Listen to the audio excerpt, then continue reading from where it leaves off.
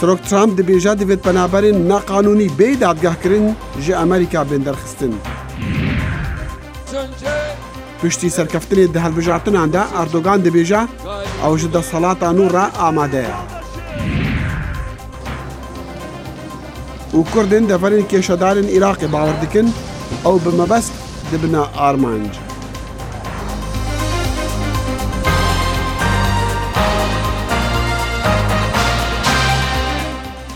سلااف ڕێزی هیڤین دەمە خۆش دەگەڵ کورد کۆنەکشن ji دەنگی ئەمریکا لە واشنگتن. لای منیشەوە سڵاوم کاتەوە هەموو کاتێکتان شاد و بەختەوەر بێت. سەرۆک دۆناڵد ترامپ دەبێژە دەبێتن پەنابەرین نەقانونی ji ئەمریکا بێن دەرخستن بێیک و بێن دادگاهکردن ئەفراگەهاندن هەڤدەمێ خڕڤەبوونا هەزاران پەنابەرین نوها لەسەر سنوورین باشووری ئەمریکا. کۆشکاسپی دەبێژە ئێدیوێشیان نینە ماڵباتین پەنابەران و زاڕۆکێن وان پێک بە بهێ لە هەتا دادوەرد بڕیارێ لەسەر وانا بدن. خۆپێشاندەران کۆببوونەوە لە دەرەوەی گرتوخانەیەک لە شارۆچکەیەکی سنووری تێکساس دروشمیان دەدا بەدژی بە تاوانکردنی کۆچباری نایاسایی کە زۆریان لە هەژاری و تێرۆر ڕادەکەن. وەزیری دادی ئەمریکا دەڵێت کۆچبەرە نایاسایەکان دەبێت دادگایی بکرێن بە مەبەستی مسۆگەرکردنی سەلامەتی هاوڵاتیانی ئەمریکا. ئەمە دەبێتە سوکایەتیکردن بۆوانەی بە یاسایی دێنە ئێرە و چاوەڕوانی نۆبەی خۆیان دەکەن و داواکاریەکانیان پێشکەش بکەن. لە هەموو ئەمانە گرنگتر ئەوەیە ئەمە هانی کەسانی گەورە دەدات لە ئێستاشدا هانی داون کە بە نایاسایی منداڵانی زیاتر و بە ڕێگەیەکی مەترسیداردا بهێنن بۆ ئێرە ئەوەی ژیانی ئەو منداڵانە دەخاتە مەترسیەکی گەورەوە. هەفتەی ڕابردوو سەرۆک ترامپ بڕیارێکی سەرۆکایەتی مۆر کرد بۆ ئەوەی منداڵانی کۆچبەر لە خێزانەکان جیان نەکرێنەوە، بەڵام ئێستا دەڵێت تەواوی ئەو کەسانەی بە نایاسایی دێنە ناو وڵات بێ پرۆسەی دادگاییکردن دەبێت لە وڵات دەربکرێن. ئێمە سیستمێکمان پێویستە کاتێک خەڵک بە نایاسایی هاتە ناو وڵاتەکەمانەوە دەبێت دەربکرێن. هێندێک چالاکوانانی مافەکانی مرۆڤ دەڵێن ئەوەی سەرۆک پێشنیازی دەکات نادەستوریە. داڕێژەرانی دەستور گوتیان گرتنەبەری ڕێشۆنی شایستە بەسەر هەموو کەسێکدا پیادە دەکرێت، نەوەک بۆ هەر هەموو هاوڵاتیەک و هاوکات ئەوان بەدەستی ئەنقەس کردووە بۆ ئەوەی هەموو کەسەکان سوودی لێ وەربگرن. لەوانە و کەسانەشی کە هاوڵاتیش نین مافی ئەوان هەیە کە ڕێشۆنە یاسایەکان بیانگرێتەوە بە پێچەوانی و مەرجانی دیکەی دەستور کە بە تایبەتی کەوا وشەی هاوڵاتی بەکاردەهێنێت کەمە بۆ ئەو خەڵکانی کە هاوڵاتینین نایانگرێتەوە کەواتە ڕێشۆنە یاسایەکان بەسەر هەموواندا پیادە دەکرێت. بەڵام ئەم پرۆسەیە ئێستا 3 تا 4 ساڵ دەخایەنێت. وتەبێژی کۆشکی سپی دووشەممە هۆشداریدا ڕێگاکان بۆ هێشتنەوەی خێزانە کۆچبەرەکان لە کاتێک چاوەڕوانی پرۆسەی دادگایی دەکەن خەریکە بە کۆتایی دێت.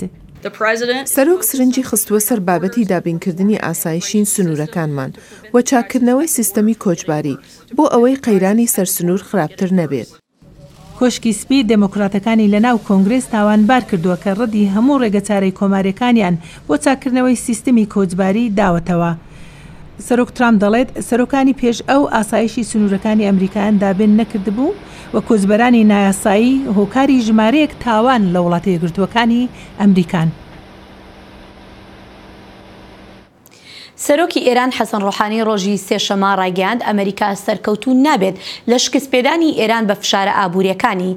لێدوانەکانی ڕۆحانی پاش خۆپیشاندان و مانگرتنەکانی ڕۆژی دووشەمەی ناوجەرگەی شاری تاران بوو بەهۆی کێشەی ئابوووریەوە. ڕیاڵی ئێرانی لەم هەفتەیەدا دابەزینێکی ئەجگار زۆری بەخۆوە بینی و گەیشتە نزمترین ئاست بەرامبەر بە دۆلاری ئەمریکا. ڕۆحانی گوتی ئەمریکا هەوڵ دەدات دەسەڵاتی کۆماری ئیسلامی ئێران تێک بشکێنێت هاوکات کاربەرستانی ئێران واشنگتن تاوانبار دەکەن بە ئەنجامدانی شەڕی ئابووری دژبەتاران. هەرچەندە ڕۆحانی گوتیشی وڵاتەکەی پارەی پێویستی مۆڵی لەبەردەستدایە بۆیە ئەمریکا ناتوانێت ئەو وڵاتە تێک بشکێنێت. و کارزازین جیهانی بهیڤینە کو بازارên ئەمریکاویین ئەوروپا ئیرۆ سێشەمبێ گەشە بکن ڕۆژێکی پشتی پاشڤەچۆنەوان ji ber tirsa şerên bazirganî û xem û nîgeranî li stranserî cîhanê peyda kiribû. Serokê Amerîkî Donald Trump plan hene ji bo danana gomrikê li ser berhemên Çînê ji ber xemên ewlehiyê Amerîka li bera dest bi bilindkirina $30 milyar bacê bike li ser berhemên Çînê di du heftiyan de. Ji cemxwe Çînê çavsorî û bersiva toleyan ji Amerîka kiriye. Ev pêngav bûne sedemê بەرەفراوەستاندنە هەردوو وڵاتên zilhêzên ئابوورiyên cîhanê Serokê Emerîkî hojdariyê dide daşîkên bazirganiyên Emerîka û dibêje heta ew astangan li pêş berhemên Emerîka ranekin ew ê heman reftarê tund ji Emerîka bibînin. تورکیا بڕیاریدا جارێکتر بە پشتیوانی گەل ئەردوغان بەردەوام بێت لە دەسەڵاتی و بەپێی ئەنجامی نوێی ئەم هەڵبژاردنە سیستەمی نوێی دەسەڵاتی تورکیا دەست پێ دەکات. Li Tirkiye zêdetir 5.1 milyon kes çû ser sindoqa û dengê xwe bikaranîn. Bejdariya hilbijartinê ji sadê 86.3 bû û zêdetirê 1 milyon deng jî hatine betalkirin û gorî encama tifaqa gel zêdetirê 26 milyon deng qezanc kirin û rêjeya we ji 53.65 bû. Piştî van encaman Recep Tayyip Erdoğan li gel alîgerên xwe ve hat bihev. Yüksek Seçim Kurulu Komisyona bilind hilbijardina diyar kir ku Erdoğan divê hilbijardina pêş ketiye. Sibê em di dest bi cihkirina sozên xwe bikin. Me di derbarê sîstema deselatdariya nû da piraniya amadekariyên xwe kirîne. Tifaka Millet ku tî de CHP, İYİ Parti û Seadet heye rêjeya we ji 33.96 bû. Namzetê CHP'yê hilbijartina serokatiya Muharrem İnce di pres konferansekte ragihand ku hem prose hem ji encamên hilbijartinê nedadmendî bû.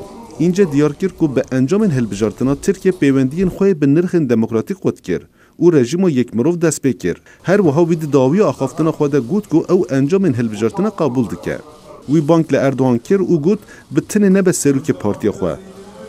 Sayın Erdoğan Berêz Erdoğan ji kerema xweş îrûyê ve weke serokê AKP gavan neavê bibe serokê 81 milyon kesan û her kesî hembêz bike. Ez şîretan li te dikem ku slogana min ya serokê her kesî bikar bînî.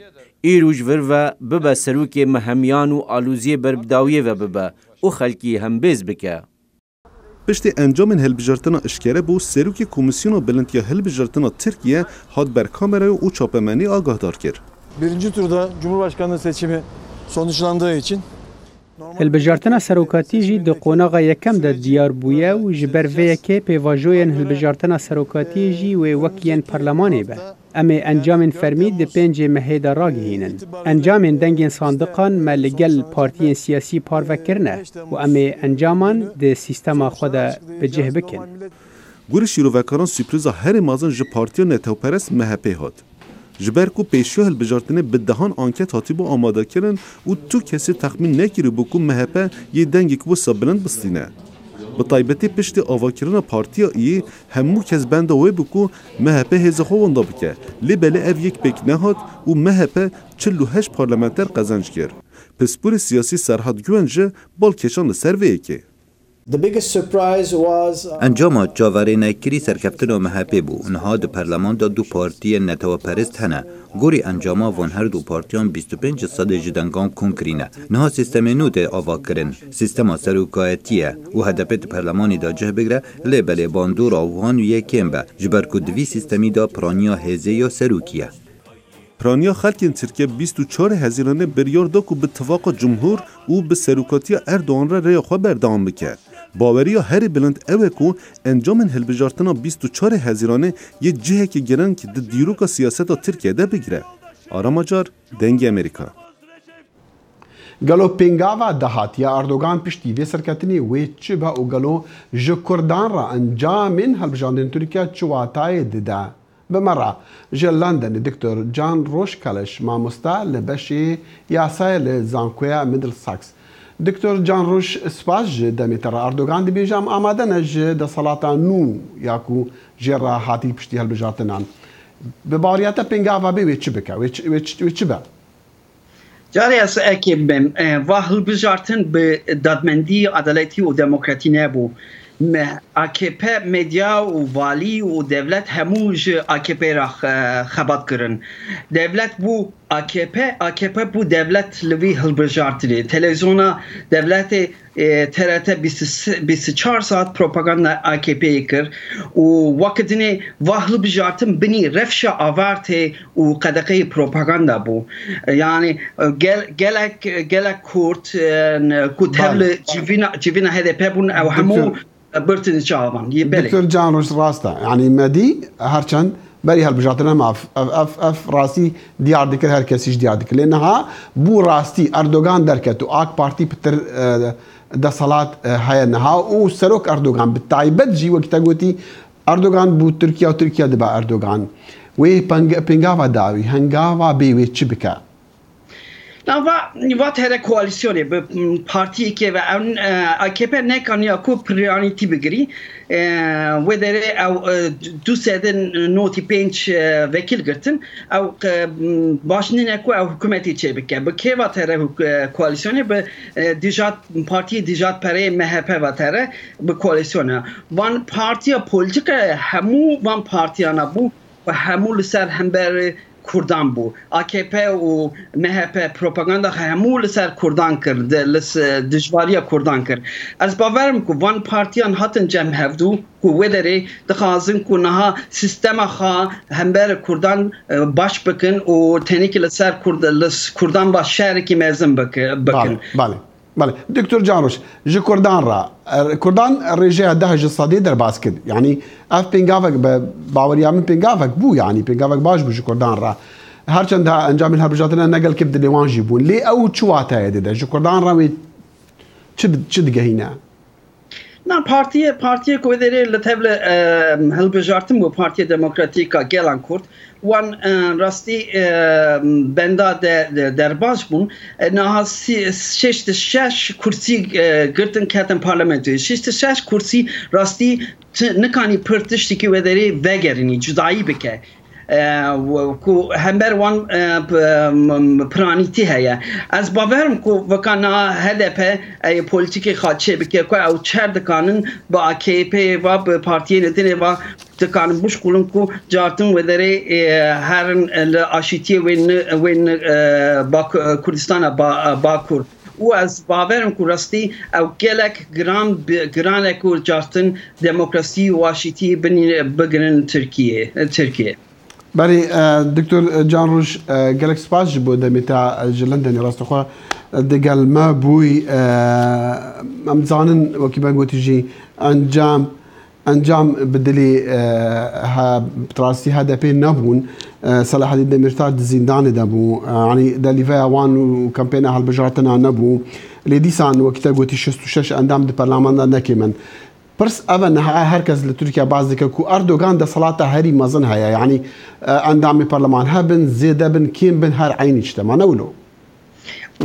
براستی و پولیتیکای AKP و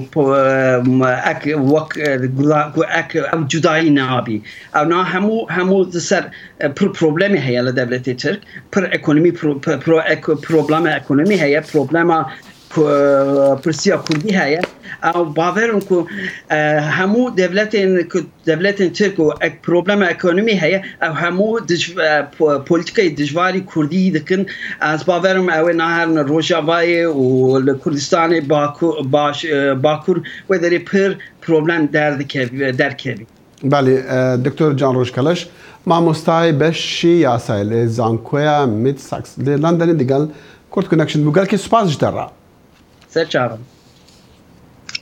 لەسەر شەقامەکانی ئەستەمبول خەڵکی کاردانەوەی جۆرا و جۆریان هەبوو لەسەر سەرکەوتنی ڕەجەب تەیب ئەردۆغانی تەمەن 64 ساڵان پشتیوانیەکی زۆری خەڵکی خاوەن بڕوای ئاینی و چینی کارکەری بەدەستەوە هێناوە بەهۆی گەشەی ژێرخانی ئابووری لە وڵاتەکەی بەڵام ڕەخنەگران لەو بڕوایەدان کە کۆمەڵەکانی مافی مرۆڤ ئەردوغان تاوانبار دەکەن بەوەی کە بە تێکدانی سربەخۆیی دادوەری و ئازادی ڕاگەیاندن لە تورکیادا. هەر سەبارەت بە ئەنجامی هەڵبژاردنەکانی تورکیا و کاریگەری لەسەر ئەو وڵاتە کورد کۆنێکشن میواندارێتی دکتۆر شێرکۆ کرمانج شارەزای کاروباری ڕۆژهەڵاتی ناوەڕاست دەکات. سڵاو دکتۆر سپاس بۆ ئامادەبوونت. سپاس دکتۆر شارەزان پیان وایە وەکو لەو هەواڵە بیستمان بەهۆی باری باشی ژێرخانی ئابووریەوە خەڵکی دەنگیان بە ئەردوغان داوە ئایا ئەمە چۆن دەبێت لە کاتێکدا بەهۆی دابەزینی نرخی لیرەی تورکی باری ئابووری تورکیا خراپ بووە ئایا ئەردوغان هیچ پرۆژەیەکی تۆکمەی ئابووری هەیە؟ من پێم وانییە کە فاکتەری ئابووری ئەو فاکتەرە بوو بێکەوە لە ئەردوغان کرد بێ دەنگی زیاتر بێنن چونکە دەنگەکان پێمان دەڵێن کە ئۆردوگان 2.5 میلیۆن دەنجی کەمی کردووە بە بەراورد لەگەڵ هەڵبژاردننی ساڵی 2015دا. ئەمەش نیشانەیەوەیە کە خەڵک ڕقی هەستاوە لە ئەردۆگان. ئەمە نیشانەیەوەیە کە خەڵک بێزار بۆ لەو بارە ئابووری کە ئێستا تورکیا پێدا تێپەڕ دەبێت. ئێستا تورکیا لە قەیرانی ئابووری نییە، بەڵام باری ئابووری بەراورد لەگەڵ ساڵانی پێشتر زۆر خراپترە. لیرەی تورکی نرخی زۆر دابەزیوە، ژمارەی گەشتیاران بۆ تورکیا زۆر دابەزیوە. هۆکارەکەشی شەڕی بەردەوامی شەڕە لە کوردستان و هەروەها ئەو کودەتایی کە لە 2016 ڕوویدا. باشە دکتۆر بەلەبەر چاوگرتنی ئەم شتانی کە جەنابەت باسی لێوە دەکەی، پێشبینی ئەو ئەکرا با بڵین ئەردوغان نەتوانێت هیچ نەبێ لە گەڕی یەکەمدا سەرکەوتن بەدەست بهێنێت. ئایا بۆچی کرا؟ ئەمە هۆکارەکەی چی بوو؟ هۆکاری سەرکەوتنی ئەردوغان چی بوو بەڕای جەنابەت؟ ئەمن پێما هۆکاری یەکەم هۆکاری ئەوەیە کە پێکاتنی کرد لەگەڵ هەدەپەیە ببوورە لەگە مەهەپەیە. ئەمەش بوو بەهۆی ئەوەی کە لە ڕگەی و ئیتلافەی کە و لەگەڵ حیزبەی دیکە پێکاتن بە دەنجی هەردووچیان توانیوێتی کە لە 150 تێپەڕ بێ. ئەگەر نا وەک دەنجی ئەکەپە دەنگەکانی لە 150 کەمتر بووە. ئەمەش نیشانەیەوەی کە دەنگەکانی بە بەراورد لەگەڵ هەڵبژاردنەکانی پێشووتردا کەمی کردووە. ینی بەڵام هۆکاری ئەوەی کە با بڵێن سەرکەوتنی بەدەستێناوە ئەوەیە کە وەک میوانەکەی پێشتر ئاماژەی پێکرد کە تورکیا ئۆردوگان تەواو کۆنتترۆلی میدیای تورکیایان کردووە، تەواو کۆنتترۆلی هەموو دامەزراوەکانی تورکیایان کردووە، دامەزراوەی دادگایی، دامەزراوەی میدیایی، دامەزراوەی ئەمنی، اقتصادی، هەموو شتێکی کۆنتترۆل کردووە، هەموو شتێکی لە خزمەتی خۆیدا بەکارهێناوە. ئەم بەکارهێنانەی لە خزمەتی خۆیدا لەگەڵ ئەو گوتارە ناسیۆنالیستی و ئیسلامی تێکەڵ کردووە کە سەرنجی شەقامی تورکی پێ ڕژاندووە، توانیوێتی دەنگانی لە ئاستێکدا بپارێزە کە بتوانێت بگاتە 151. ئەوش وەک گوتم بە پێکاتنی لەگەڵ مەهەپەیە. بەڵێ باشە دکتۆر، لە کاتی هەڵمەتەکانی هەڵبژاردنەوە هەروەها ئێستاش پاش هەڵبژاردنیش باز لەوە دەکرێت کە قۆناغێکی نوێ لە تورکیا دەست پێکات. ئایا ئەم قۆناغە نوێیە تەنها دەستپێکردنی سیستەمی سەرۆکایەتیە لە وڵاتە یان شتی تریشی تێدایە؟ من پێما بە سیستەمی سەرۆکایەتی قۆناغی دیکتاتۆریت لە تورکیادا دەست پێ دەکا کە کاریگەری نەکە لەسەر تورکیا دەبێت. من پێما لە تەواوی ناوچەکەدا لەسەر تەواوی ناوچەکەدا کاریگەری دەبێتن. ئەمە دیموکراسی لە تورکیادا زۆر بەهێزتر دەکا. پێما ئەردۆگان شەڕی دەستگا مەدەنیەکان و ڕێکخراوە مەدەنیەکان زیاتر دەکات لەوانەیە شەڕی کورد سەختتر بکە. ئەگەر شەڕیشان لە ماوەی چەند ساڵی یەکەمیدا شەڕی کورد هێور بکاتەوە، بەڵام لە دوجاردا من پێم هەموو دەسەڵاتەکانی خۆی بەکاردێنێ بۆ ئەوەی کە چەندین گەڕ و خولی دیکە لە دەسەڵاتدا بمێنێتەوە وەک دیکتاتۆرێک درێژە بە حکومی بدا. بەڵێ باشە دکتۆر، پەیوەندی تورکیای داهاتوو لەگەڵ وڵاتانی ڕۆژئاوادا چۆن هەڵدەسەنگێنیت؟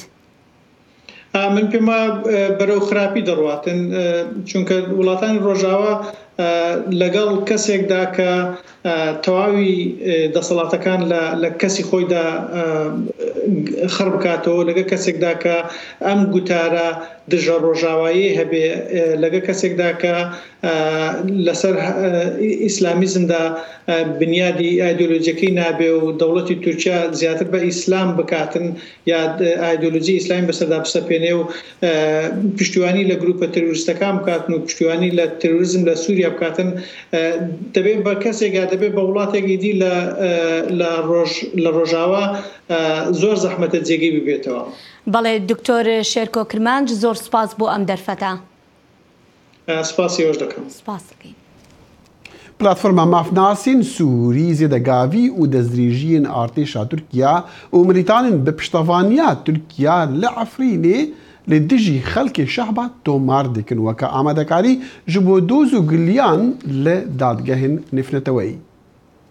پلاتفۆرما مافناسên Sûrî zêdegavî û destedrêjiyên ku artêşa Tirk û komên tundreyên girêdayî wê li Efrînê dikin belge dike. Komîta şûpandin û çavdîriyê ku bi karê belgekirinê radibe li herêma Şehba pêşwaziya şîniyên Efrînê yên penaberî wê derê bûne dike. Em dilijne tirazdan îtîhaka done, em hatine kampeyê muqawimê em halata tewsîx dikin, yek zirar kirine li Efrînê zirar bi canî gende bîne, bi malî gende bîne, em wa halatına tewsîx dikin و حتی نها ما 45 حالات توثیق کردن ما رای کردن به جزیره و هوجی الوداعی دشینن منظمه حقوق الانسان و محکمه دولیه شینین مخدور آگاهیان دور زدگاویان دجوان هاتنه کرن لجم کمیته تومار دکن داكو جيليان لدادجه النافنتوي فاكن أفكار ملفات حمل ترجمة إنجليزي بدن وسبب أساسي لكن محكمة الجنايات الدولية ينشئ أمم متحدة أفكار ياباني مي كانتون الجزيرة لأن هاش مادة خلصتن أنبا ملفاتنا وفحلتنا أن توثيق كان ورصد كان جوان راري هنشینین کوگلیان خود همار دکن دور کریارن دستسرن افرین در حق وان دا کرنه به دنگ امریکا را پارو کرن. جيكي ذاكرية موضوع بنزين تصليح قطع تبديل جديد روكليو بوجي أمراضين جيش الحرامي هوت تشتجي تزين نا تشتي مول خاروكرم محلمات جي تزين عاد بيسم أنا كو حليمة يشي أوي مخيمات كيفية. حتى وصار ما دوتن سد بينجتنا كزيتي ما دزين تقول جاري ما دزين تو بالطبع وصار ما دوتن نيف شبع مرادين أورو ليلم دزين مريشكو دزين فيز دزين قتشتي واسوت الدعوي حببا مدين ملو الجيش ببيستان.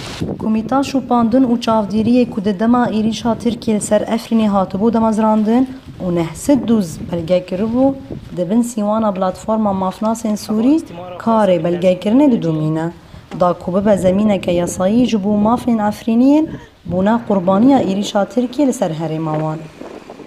نوروز رشا دنگ امریکا شهبه گەنجێکی عێراقی لە شاری بەستڕای دەوڵەمەند بەنەوت گرفتێکی زۆری هەبووە بۆ دۆزینەوەی کار و پاشان بیرۆکەیەکی نوێی بۆ هاتووە. ڕاستە هێرە پشتی دەمەکی درێژ لەسەر ئەنتەرنێتێ لە دەلیڤە و بیرۆکەیەن کارا گەڕیای کەڕار عەلی ئۆتۆمبیلا خۆیان بچووک کرا قەهوەخانەکە گەڕۆک فنجانەکە قەهوەیە مەزن لەسەر ئۆتۆمبیلا خۆدانیە قەهوەی لە هەرجێکی دیفرۆشە و ڕەنگە ببە نمونە ji خۆرتێندین بێکارڕە.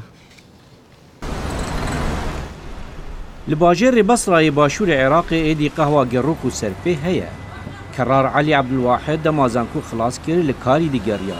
لێ شانس نەبوو ببە فەرمانبەر وی فکرا قەهوا گەڕۆک ئافراند و بۆ خۆدیە خۆ و کارسازیە خۆ. نەکار نەتشتێک نەبوو. من gelek demê xwe li bermalperên medya civakî derbas dikir. Dawî ev fikre bۆ min çêbû. Min dest bi vê projeyê kir. Spas ji bo Xwedê ez neha kar dikem û qazancek baş heye. Karar niva parayı denk kirin ku $20,000 bun. Wî trombêlek û mekîna qehweyê pê kirîn. Ev meheke li ser cadeyan qehwê difirûşe û di 7-8 saetên karê rojane de $40 qazanc dike. Xelek gelek pêşwaziya vê fikrê dikin. Xelek bi şêwekê jêhatî piştevaniya min dikin. Xelek hez jê dikin min bi ker hene ji herê min dî dihên bo kirina qehwê. Niha qehwa ve guhêz, kafê Togo rewaca xwe heye li şûna xelk biçin qehwexanan نا قهوة تبروان كرار هر وها و خواردنên germ û sariyên cemidî weke şerbeta lîmonê pêşkêşî bikirin xwe dike. كرار أدخل فكرة جديدة قد تشجع كثير من الشباب. كرار فكرك نو پێشکەش کرد دەبە کو gelek خۆر çavlewî bikin. Ew ji aliyê xelkê ve tê hez kirin ji ber ku ew xort ew fikrek nû anî û hewl dide ku xwe ava bike. Serkeftina kerar ya bilez ji encamên bêkariya ku rêjeya wê digeha 18 sadê di nava xurtên Iraqê da tê. أمريكا ونتوين يجرتي دترسن وروشة آبوريا خراب العراقي ببا آستان دريكا سركفتنين كو عراقي بسر دولة إسلامي داعش دا أنجام داين. کوردەکان لە ناوچە کێشە لەسەرەکان لەو بڕوایەدان هێرشکردنە سەر گوندە کوردەکان پلانێکی لە پشتەوەیە بە مەبەستی ئەوەیە کوردەکان دەربکەن لەو ناوچانە بەڵام عەرەبەکان دەڵێن ناوچەکە هیچ نیگەرانێکی ئاسایشی تێدا نییە.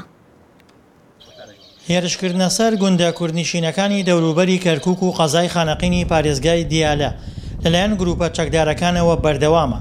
بەرپرسانی ئەمنیش پێیان وایە پلانی داهاتووی چەکدارەکان ناو شارەکانە.